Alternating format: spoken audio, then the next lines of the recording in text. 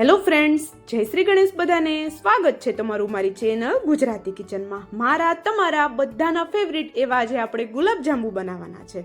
પણ સારી વાત કહું, બજારેથી માવો, મિલ્ક પાવડર કોઈ વસ્તુ લાવવાની જરૂર નથી. અને હું તમને ગેરંટી આપી શકું છું કે આ વિડીયો પૂરો જોયા પછી તમારી ઘરે ગુલાબજાંબુ ક્યારેય નથી બગડવાના.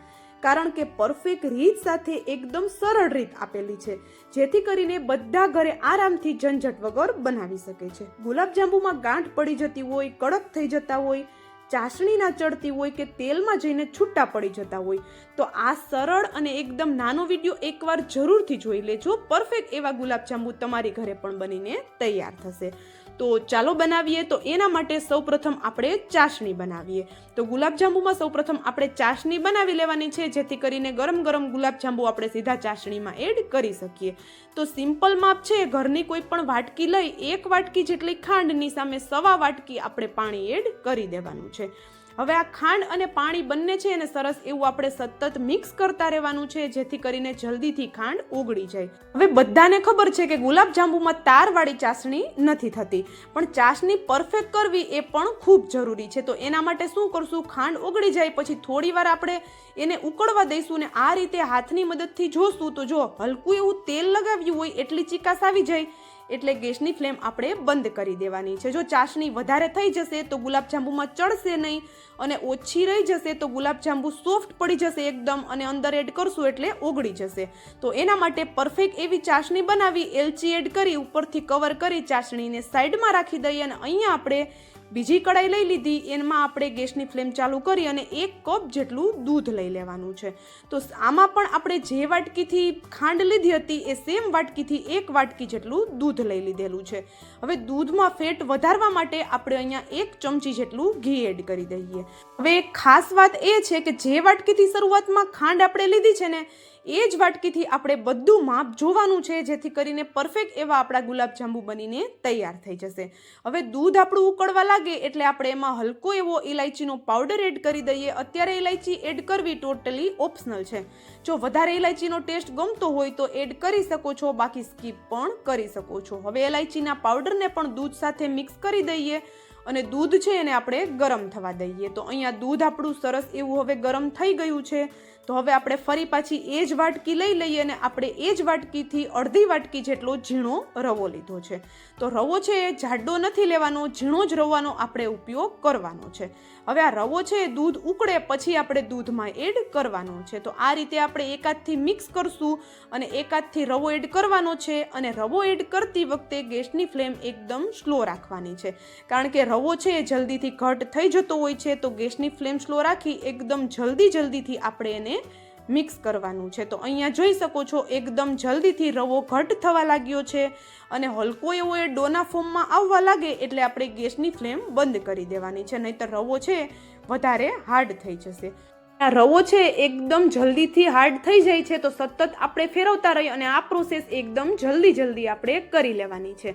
તો અહીંયા આપણો રવો છે એકદમ સરસ એવો ડોના ફોર્મમાં હવે આવી ગયો છે. તો ગેસની ફ્લેમ આપણે બંધ કરી દીધી અને આ રવો છે એને ઠંડો થવા માટે આપણે એક પ્લેટમાં લઈ લઈએ. તો પ્લેટને આપણે અહીંયા ઘીથી સરસ એવી પહેલાં ગ્રીસ કરી અને પછી જ આપણે રવો એડ કરવાનો છે, જેથી કરીને વધારે ચીપકે નહીં.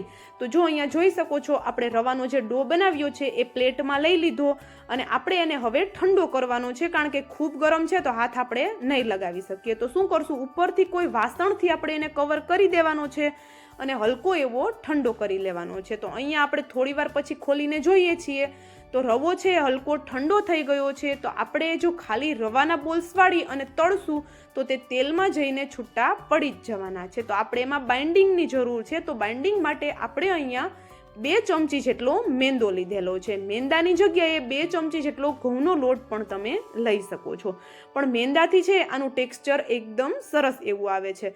અને હવે આ રવો છે એ થોડો હાર્ડ પણ થઈ ગયો છે ઠંડો થયા પછી, અને સાથે આપણે મેંદો પણ એડ કર્યો છે. તો બંને વસ્તુને સરસ મિક્સ કરવા માટે આપણે અહીંયા 2 ચમચી જેટલું દૂધ એડ કરેલું છે. દૂધ છે નોર્મલ જ આપણે લીધેલું છે, દૂધને ગરમ કરવાની કોઈ જરૂર આપણે નથી રહેતી. તો જો અહીંયા ખાસ જોજો, કારણ કે જે આપણું રવાનું આ ડો બને છે એના લીધે જ આપણા ગુલાબજાંબુ એકદમ પરફેક્ટ બનતા હોય છે. ગુલાબજાંબુ બનાવે એટલે ઘણાને ઘરે બનાવીએ એટલે એ જ પ્રોબ્લેમ પહેલો આવતો હોય છે કે ગુલાબજાંબુની અંદર ગાંઠ થઈ જાય છે અને ગુલાબજાંબુમાં ચાસણી નથી ચડતી. તો તમે ખાસ જોજો, અત્યારે હું તમને જે પણ ટિપ્સ આપું છું એ ટિપ્સ જો તમે ફોલો કરી લેશો તો ક્યારે પણ તમારા ગુલાબજાંબુ નથી બગડવાના. તો જો આપણે હાથમાં ફરી પાછું ઘી લગાવી લીધું અને આ લોટ છે એને ભેગો કરી લીધો. હવે આપણે હથેળીની મદદથી સરસ એવો એને આ રીતે મસળવાનો છે. તો રવાના જે નાના નાના દાણા હોય છે એ પણ એકદમ સ્મૂથ થઈ જશે, કારણ કે રવો છે આપણે ગરમ દૂધમાં એડ કરી અને એનો લોટ બાંધેલો છે, તો એકદમ ફૂલી અને સોફ્ટ રવો થઈ ગયેલો છે. તો આ પ્રોસેસ કરવાથી એકદમ સ્મૂથ એવું આપણું આ ડો છે એ બનીને તૈયાર થશે અને પ્રમાણે તેલમાં જઈ અને બિલકુલ છૂટું નહીં પડે. તો આ પ્રોસેસ કરવી ખૂબ જરૂરી છે અને જો આ રીતે આપણે એને થોડી વાર માટે એને મસળી લઈશું એટલે એકદમ સ્મૂથ એવો આપણો ડો બનીને તૈયાર થઈ જશે. જેમ કે આપણે માવાનો ડો બનાવેલો હોય ને સેમ એવો જ ડો અત્યારે આપણો બની ગયો છે. તો હાથને ફરી પાછા આપણે વોશ કરી એમાંથી કોઈ એક પણ ક્રેક્સ ના રહે ને એ રીતના આપણે મીડિયમ સાઇઝના ગુલાબજાંબુ વાળી લેવાના છે. તો અહીંયા જોઈ શકો છો ગુલાબજાંબુ માટેનો બોલ્સ છે એ મેં વાળી લીધો છે ને એકદમ સરસ એવો રસગુલ્લા જેવો આપણો ગુલાબજાંબુનો બોલ્સ દેખાય છે.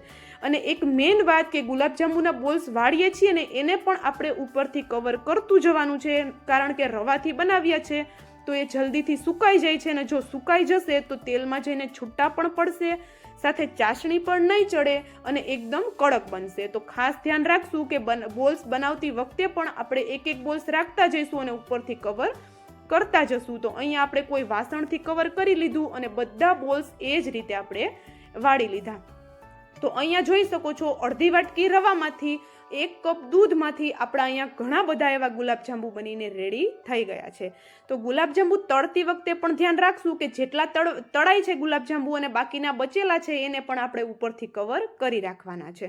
તો ચાલો હવે આપણે આને તળી લઈએ. તો તળવા માટે રવાના ગુલાબજાંબુ છે તો ઉલટું છે અહીંયા, કારણ કે જે નોર્મલ ગુલાબજાંબુ આપણે તળીએ એમાં તળતી વખતે તેલને ઓછું ગરમ કરવાનું હોય છે, પણ રવાના ગુલાબજાંબુ છે તો જેવો લોટ એડ કરી અને ઉપર આવે એટલું તેલ ગરમ થાય એટલે આપણે એક બેચમાં આવે એટલા બધા ગુલાબજાંબુ એડ કરી દેવાના છે.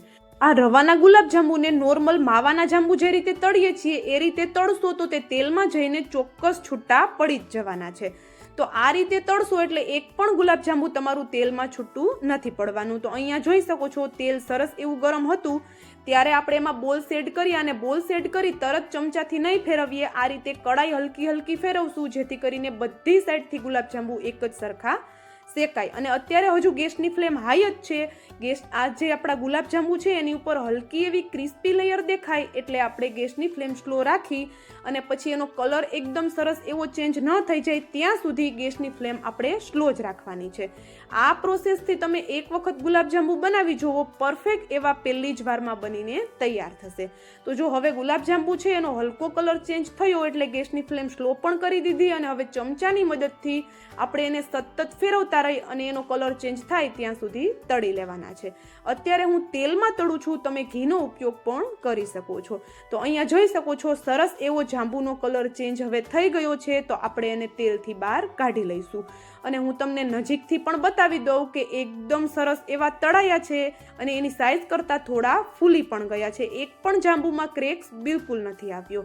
પરફેક્ટ એવા આપણા અહીંયા જાંબુ બન્યા છે જેમ કે આપણે એને માવામાંથી બનાવેલા હોય. તો ચાલો એક બેચ તો આપણો તળાય અને પહેલેથી જ આપણે એને ચાસણીમાં રાખેલો છે, તો આ બીજો બેચ જે આપણો તળાયો એને પણ આપણે ચાસણીમાં એડ કરી દઈએ અને તમે ફરક જોઈ શકો છો. આપણે જે તળ્યા એ ગુલાબજાંબુ નાના છે અને પહેલેથી જે ચાસણીમાં આપણે એડ કર્યા એ સરસ એવા ફૂલી ગયા છે. હજુ તો ચાસણીમાં એડ કર્યા એને 5 મિનિટ જેવો ટાઈમ થયો હશે તો પણ સરસ એવા એ ફૂલવા લાગ્યા છે.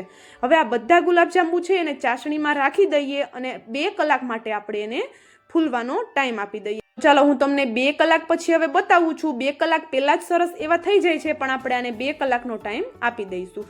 તો 2 કલાક પછી આપણે જોઈએ છીએ તો જો ચાસણી પણ આપણી એકદમ પરફેક્ટ થઈ છે, બિલકુલ વધારે નથી કે બિલકુલ ઓછી નથી. બધા ગુલાબજાંબુ તળિયે બેસી ગયા છે અને એની સાઈઝ કરતાં ડબલ થઈ ગયા છે. તો જો હું તમને એક ગુલાબજાંબુ નજીકથી પણ બતાવું, પરફેક્ટ એવા આપણા ગુલાબજાંબુ બન્યા છે. ઉપરની જે એની સ્કીન છે એ પણ બિલકુલ નથી નીકળતી. ઘણી વખત ઉપરની જે સ્કીન છે એ નીકળી જવાનું કારણ એ હોય છે કે તમે એને હાઈ ગેસની ફ્લેમ પર તળી લીધેલા હોય છે, એટલા માટે ઉપરથી શેકાઈ ગયા હોય છે, અંદરથી કાચા હોય છે. એટલા માટે પણ એ ઉપરની સ્કિન એની નીકળી જતી હોય છે. આપણા અહીંયા પરફેક્ટ એવા ગુલાબજાંબુ રેડી છે. જો વિડીયો થોડો પણ પસંદ આવ્યો હોય તો વિડીયોને લાઇક, શેર અને ચેનલ પર નવા હોય તો જલ્દીથી ચેનલને સબસ્ક્રાઈબ કરી દેજો આવા જ નવા વિડીયો જોવા માટે. અને મને કોમેન્ટ કરીને પણ જરૂરથી જણાવજો કે તમને મારો આ દૂધ અને રવાના ગુલાબજાંબુનો વિડીયો કેવો લાગ્યો. ચાલો હવે મળશું આવા જ એક નવા વિડીયો સાથે. ત્યાં સુધી જય શ્રી ગણેશ બધાને and thank you for watching.